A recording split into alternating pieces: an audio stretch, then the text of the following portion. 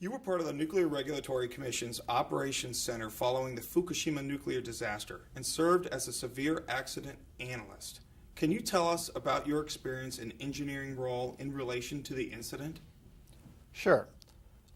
As part of the Emergency Operations Center in the Nuclear Regulatory Commission, we stand up several teams of engineers to help assess and determine what kind of response is most appropriate both for domestic incidents as well as the Fukushima accident. I was part of the reactor safety team, which is a group that looks at how the reactor is responding. My particular role as a severe accident analyst was to look at ways to prevent core damage, and in the event that there would be a core damage accident, which occurred at Fukushima, find ways to mitigate it. For example, I was looking at some of the hydrogen explosion calculations and developing scenarios to support various kinds of mitigation strategies. I would like to follow up on that and just, were you involved in any of the spent fuel pool reactor analysis?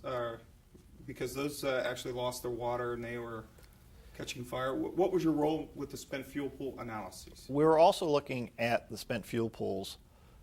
The fuel is moved to a pool in the reactor building that is cooled by water, and the concern was if that water had leaked or boiled away, then there was a possibility that you could have an accident with the spent fuel.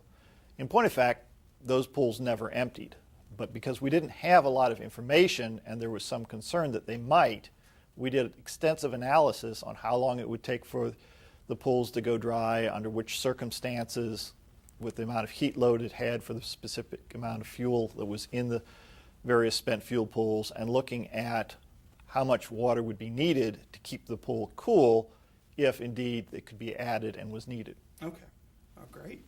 What do you see as the biggest misconception about nuclear power and nuclear plants? And I mean, as an engineer, your reassurances can give us, the U.S. public, and our nuclear facilities, that they are indeed safe. Well, one of the big misconceptions about nuclear power plants is that they're run by these large industrial conglomerates without a lot of oversight. In point of fact, the Nuclear Regulatory Commission, as well as other organizations, has enormous oversight over the nuclear power program. We have regulations and procedures, we have inspectors at all the sites, and we look at both the engineering aspects as well as the operational aspects of all the sites, and ensure that they are safe and can be operated in such a way as to pose no undue risk to the public. Now, this year was like the first time in 30 years that the NRC actually granted a license to a new nuclear facility down in Georgia.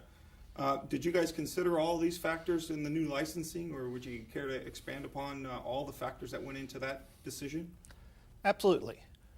The new license for the Vogtle plant in Georgia consisted of a detailed review of both the basic technology, which is the AP1000 technology, and the specific aspects of that particular site.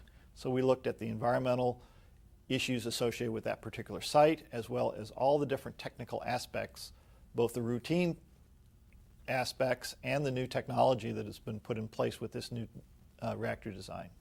Now, I'll ask, I'm going to go off script here a little bit and just say, is the AP1000 inherently safe where they can basically walk away and it would shut itself down from criticality? It's not one of the inherently safe designs that you hear about, but it is a much higher reliability, lower risk plant than the current generation of plants. It's specifically designed to have a much lower risk. Excellent. Now, switching gears a bit, what advice would you give to a student or a young engineer who was interested in working for the federal government? And as a follow-up, what would you do, or what do you think the federal government could or should be doing to ensure we get the best and brightest future engineers? Well, I think the government is an excellent opportunity for most engineers. Wonderful projects to work on, interesting people to work with. Our organization is primarily associated with regulation, so we look at analysis and those kinds of things. Other parts of the federal government actually are building things as well. So there's a lot of different aspects, mechanical, structural, civil, nuclear aspects of engineering in the federal government. So it's a very broad organization that gives young engineers a lot of opportunities to use their skills.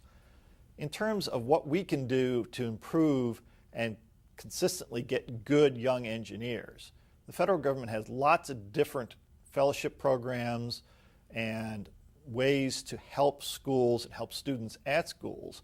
And one of the best ways is to sponsor research at universities. And many federal agencies do that, and in the Nuclear Regulatory Commission, a lot of our really good young engineers come from programs that we had sponsored research in, and they're already familiar with our work. Have you been involved with some of that sponsoring or mentoring young students in at the college or high school or younger levels? I have. I've done a lot of mentoring in various levels, but one in particular, when I worked in our Office of Regulatory Research, I ran several research programs, and the postgraduate students that were working for me at that, several of them have started with the agency and are working currently at the Nuclear Regulatory Commission. Excellent. So why did you pursue engineering licensure, and how has it impacted your career? Well, the primary reason I started engineer licensure was to set myself apart. There's a lot of federal engineers, many of which are PEs, but many of which are not. And it was a really good opportunity. But the more I got into it and the more work I've done in the professional engineering circles, it's very important to our profession to have a licensure process, just like any other profession. And I'm very strongly supportive of the licensing process, and I actually sit on the licensing board for Maryland. Oh, fantastic. So finally, what engineering invention or milestone would you like to see made possible in the next 10 years and then maybe in the next 25 years? Well, the biggest issue with engineering is not the deep theoretical stuff. I mean, there's a lot of good theoretical work done in engineering, but engineering is about practical, boots on the ground, getting things done to make people's lives better. So advances in the transportation area, basically a better car or a more efficient car, would be great.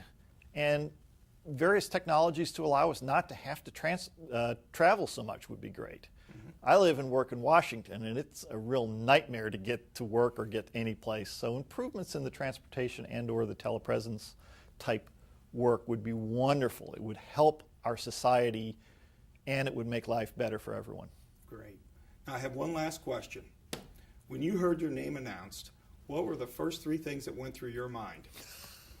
Do I have to say three? Yeah. Well, the first thing I think was I was really surprised. Regulatory agencies don't usually get as much credit as people who go out and build something, unfortunately, because doing regulation properly is extremely important to our country. We have to protect the health and safety of the public, but we have to do it in a responsible way. So I was very surprised. The second thing was I was so happy my girlfriend Linda was sitting right next to me. Yeah. It was a really wonderful thing. And the third thing was I was really proud and happy to be part of the Nuclear Regulatory Commission, which is one of the best organizations I've ever been associated with. Fantastic. Well, thank you very much, and congratulations on winning the 2012 FAA Award. Thank you, sir. Yes.